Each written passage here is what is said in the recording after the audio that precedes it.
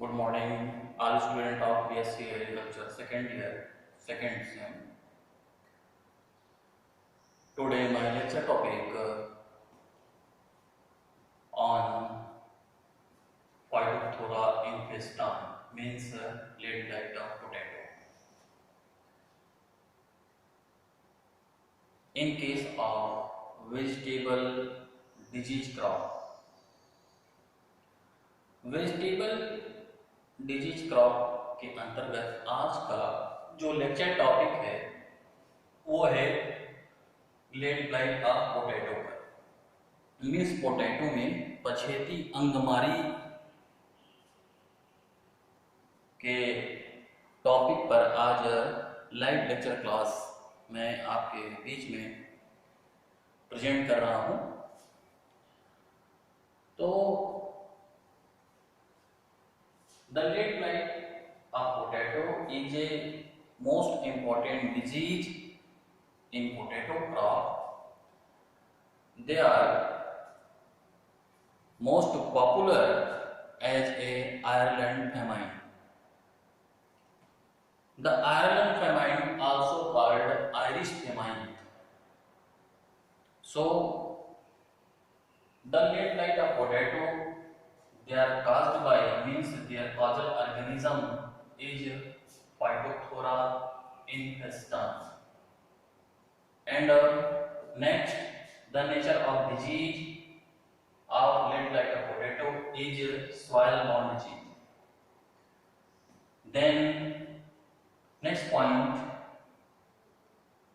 the lead blight of potato was first time caused as a epiphytotic disease or epidemic disease in Ireland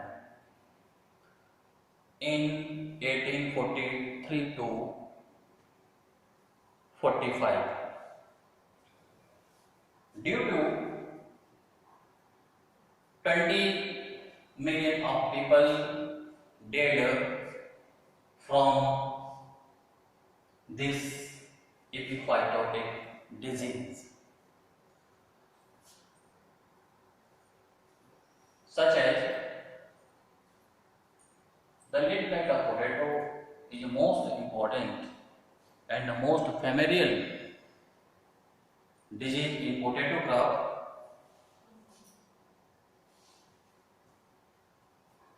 Next point है means meaning in Hindi of late blight of potato. Late blight of potato disease को हम आलू का पछेती अंगमारी बीमारी के नाम से जानते हैं और ये बीमारी फाइटोफथोरा इन्फेस्टान के कारण काज किया जाता है।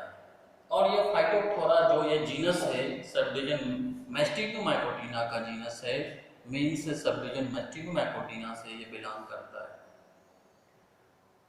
बहुत इंपॉर्टेंट डिजीज है, बहुत फेमस डिजीज है, जैसा कि सारे एग्रीकल्चर स्टूडेंट इसके बारे में जानते हैं, चाहे वो बीएससी की स्टूडेंट हो चाहे वो एमएससी की स्टूडेंट हो।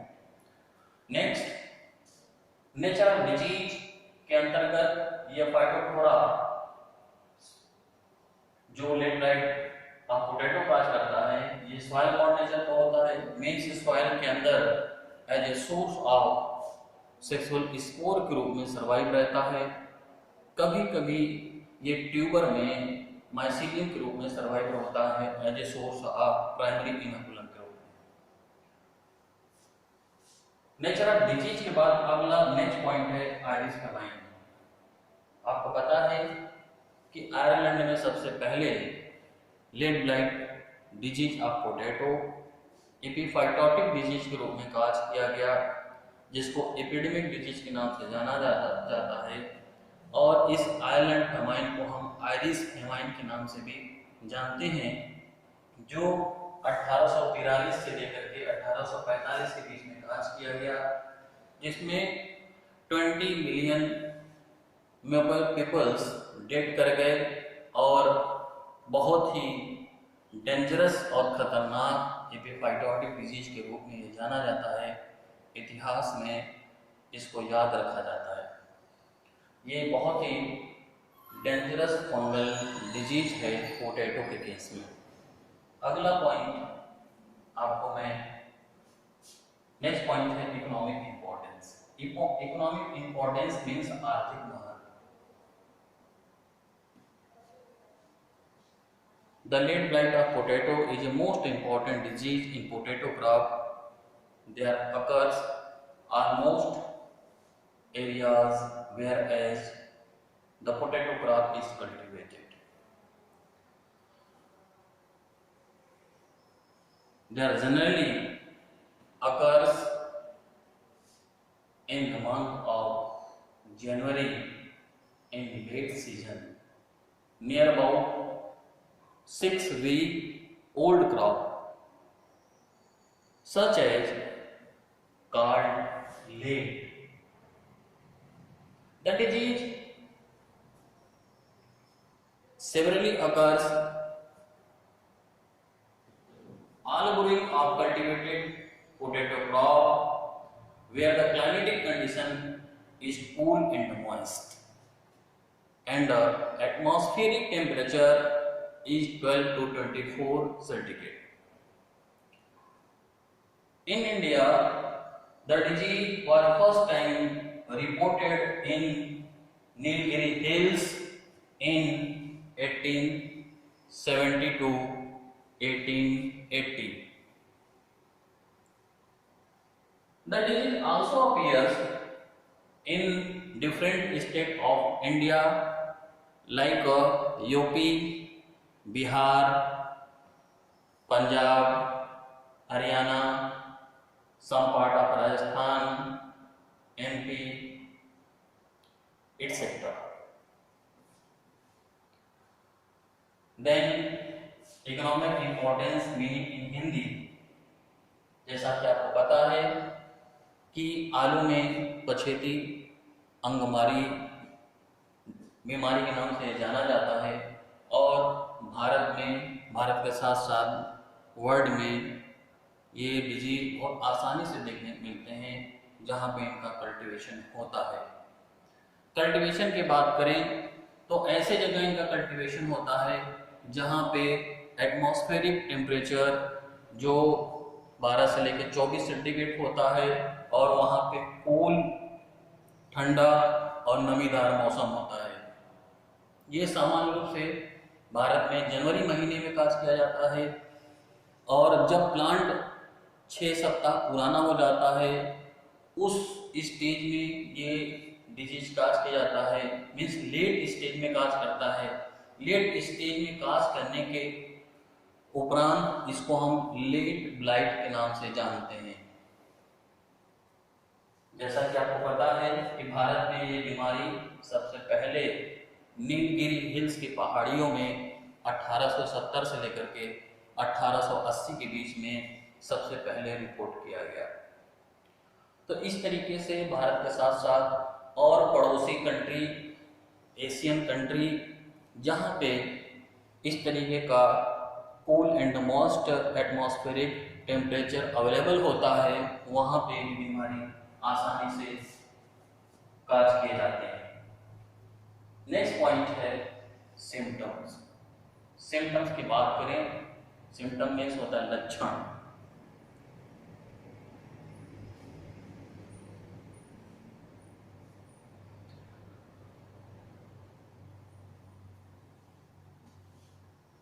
The first symptoms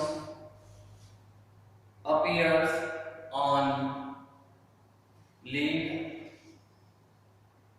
as a circular irregular water soaked spot. They generally appears at the tip of leaf and they are turned in downward.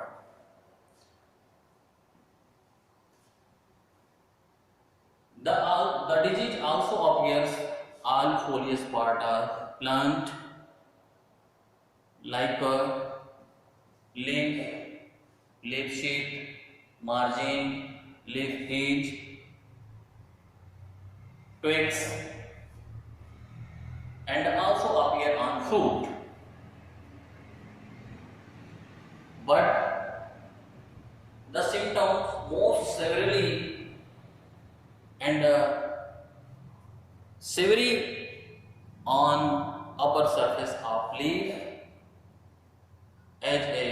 water soaked patches. Next, the disease also turned later become lower surface of leaf and convert brown to black margin spot. The infectious spot run in downward movement on the leaf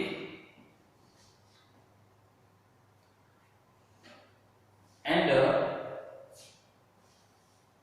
the disease very severely spread at atmospheric temperature when available as a cool and moist, and the temperature of it in atmosphere at 12 centigrade. Then second symptoms on tubers. The disease also infects the tuber.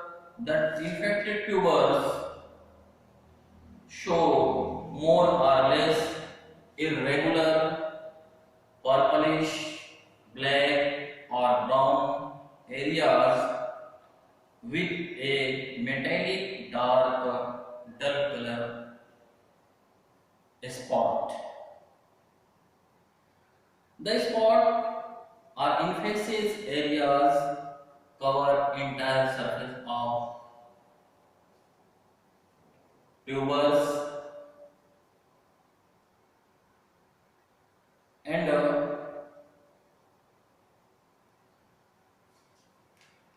the water soaked spot are reddish brown in color and 5 to 15 millimeter in size and on into the flesh of the tubers. That's all. The symptom is finished, means the symptom in Hindi, जैसा कि आपको पता है कि लक्षण potato में late blight का जो लक्षण होता है, सबसे पहले लीफ के मार्जिन एरिया पे या ईच एरिया पे आता है as a water soaked spot के रूप में, और लीफ के ईज या बाहरी मार्जिन एरिया पे आने के बाद ये अंदर की तरफ नीचे की तरफ बढ़ना शुरू होता है और ये बढ़ते बढ़ते पूरे लीफ को कवर कर लेता है। और ये बीमारी सामान्य रूप से जनवरी महीने के लेट सीजन में आता है, जब प्लांट 6 सप्ताह पुराना हो जाता है। इस 6 सप्ताह पुराने प्लांट पर डिजीज आने को हम लेट ब्लाइट के नाम से जानते हैं, क्योंकि ये लेट ग्रोइंग स्टेज में आता है। ये बीमारी लीफ के साथ साथ जितने इसके फोलियस पार्ट में बाहरी पार्ट वेजिटेटिव पार्ट होते हैं, सारे वेजिटेटिव पार्ट में आता है, और वेजिटेटिव पार्ट में वैसे ही वाटर सोक्ड स्पॉट के रूप में सिम्टम दिखाई देता है। जब इन्फेक्शन या सिम्टम बहुत एरिया को बड़े अच्छे तरीके से कवर लेता है, कवर करने के बाद वो symptoms brown to black colour का बर्निंग अपीयरेंस के रूप में दिखाई देता है। और ये सिम्टम्स का मेन कैरेक्टर होता है कि ये सिम्टम्स नीचे की तरफ डाउनवर्ड मूवमेंट की तरफ बहुत तेजी से ये बढ़ता है।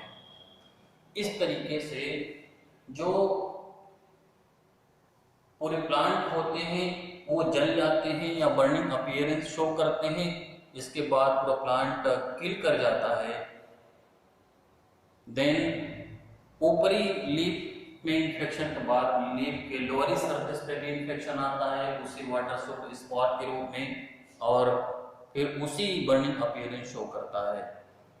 इसके साथ साथ पूरे प्लांट के फोलियस पार्ट के अलावा ये सिम्टम्स इन्फेक्शन के रूप में ट्यूबर्स पे भी आता है। जब ट्यूबर पे भी आता है तो ट्यूबर पे ब्राउन या पिंकिश पर्पलिश कलर का वाटर सोक्ड पैचेज या स्पॉट बनाता है, और ये स्पॉट अंदर की तरफ पिच के ट्यूबर के अंदर की तरफ पहुंचता है। डिफरेंट शेप साइज का होता है, लेकिन सामान्य रूप से 5 से 15 मिलीमीटर जो ये साइज का होता है। और ये बीमारी ऐसे जगह मिलता है जहाँ पे मॉइस्चर और कूल जलवायु पाया जाता है। तो इस तरीके से लेट ब्लाइट ऑफ पोटैटो का जो डिजीज है ये बहुत इंपॉर्टेंट डिजीज है, और आपके बीच में मैंने इसका सिम्टम्स रखा। सिम्टम के रूप में मैं थोड़ा सा आपको इसका सिम्टम्स मैं दिखा देता हूँ कि कैसा लेट ब्लाइट पोटैटो आता है।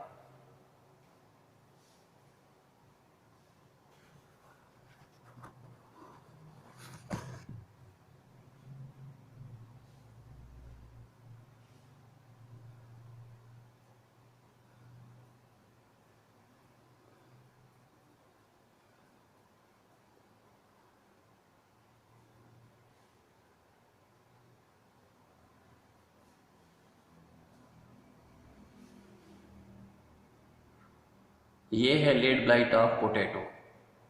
लेट ब्लाइट ऑफ पोटैटो का ये सिम्टम्स है, और इस तरीके से लाइट बर्निंग अपीयरेंस के रूप में आता है, जो फाइटोप्थोरा इन्फेस्टान के कारण काज किया जाता है। देन सिम्टम आप सभी लोग देख लिए। अगला पॉइंट है aetiology.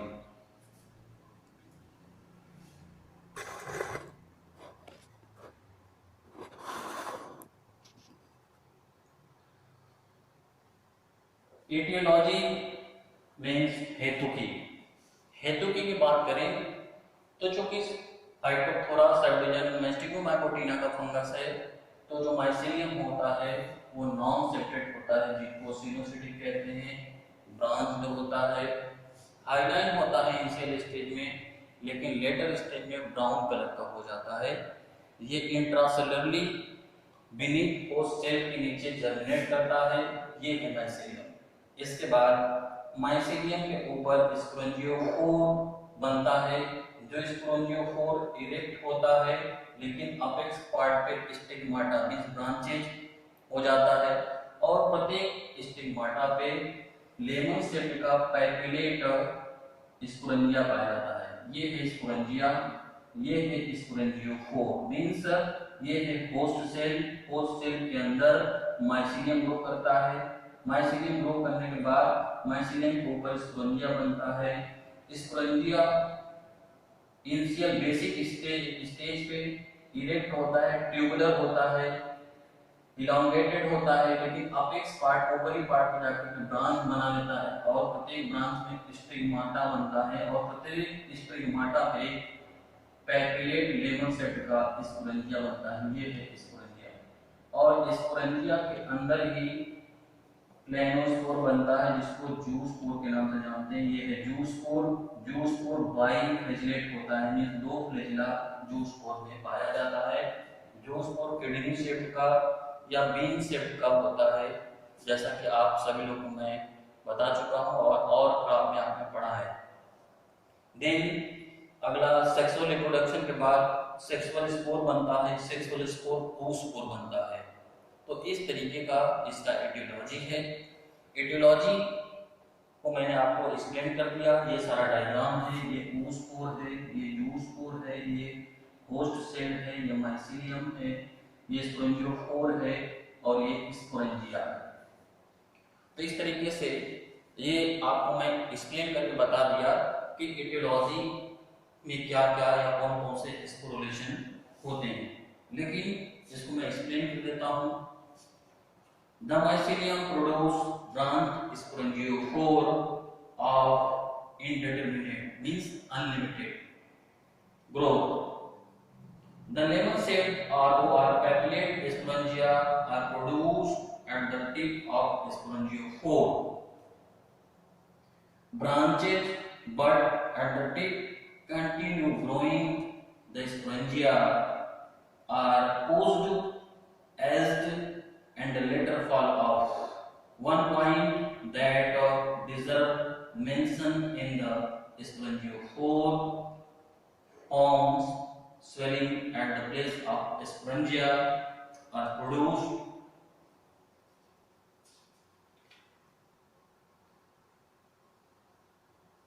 the sporangia germinate at a temperature from 12 to 24 centigrade. Each sporangia gives rise to usually 3 to 8 biflagellate zoospore if temperature range up to 15 centigrade. When temperature exceeds 15 centigrade, the sporangium behave as a conidia and germinate direct by produce a germ tube. In this way, the germination of sporangia is governed by environmental condition present in the field at the time. However, the zoospore come to rest, insist and germinate, produce germ tube which causes infection. The etiology present in Hindi. Mycelium branches sporangiophore produce करता है, बनाता है, जो unlimited असंख्य होता है और प्रत्येक स्पोरेंजियोफोर के ब्रांच पे लेमन सेट का पैपिलेट स्पोरेंजिया बनता है और ये स्पोरेंजिया बाद में सॉइल के अंदर गिर जाता है, जैसा कि आपको मैं बताया। और स्पोरेंजिया लेमन सेट का होता है, पैपिलेट होता है, स्वेल्ड फूला हुआ होता है अपेक्स पार्ट पे। और ये स्पोरेंजिया सामान्य रूप से जब टेम्परेचर 12 से 24 सेंटीग्रेड हो जाता है तो ये बहुत तेजी से ये ग्रो करते हैं, लेकिन प्रत्येक स्पोरेंजिया के अंदर 3 से 8 बाइफ्लैजेलेट जूस्पोर बनता है और यदि टेम्परेचर 15 सेंटीग्रेड रहता है तो उस 15 सेंटीग्रेड टेम्परेचर के अंतर्गत स्पोरेंजिया इंसिस्टेड जूस्पोर के रूप में बिहेव करता है या कभी-कभी कोनिडिया के रूप में बिहेव करता है जब टेम्परेचर 15 सेंटीग्रेड के बीच में कंटिन्यू रन करता है। इस तरीके से स्पोरेंजिया जर्म ट्यूब डेवलप करता है। जर्म ट्यूब डेवलप करने के बाद फिर उसमें जूस्पोर बाहर आता है। जूस्पोर जो कि लेमस किडनी शेप्ड का होता है या बीन शेप्ड का होता है, बाइफ्लैजेलेट होता है, मींस 2 फ्लैजेला प्रेजेंट होता है प्रत्येक जूस्पोर पर। फिर ये जूस्पोर जर्म ट्यूब डेवलप करता है। जर्म ट्यूब डेवलप करने के बाद होस्ट में इन्फेक्शन काज कर देता है। इस तरीके से एटियोलॉजी कंप्लीट हो गया। नेक्स्ट अगला पॉइंट है डिजीज साइकिल। डिजीज साइकिल मैं कल के लेक्चर में मैं आपको पढ़ाऊंगा। आज के लेक्चर में बस इतना ही। तब तक के लिए that's all. Thank you, good luck.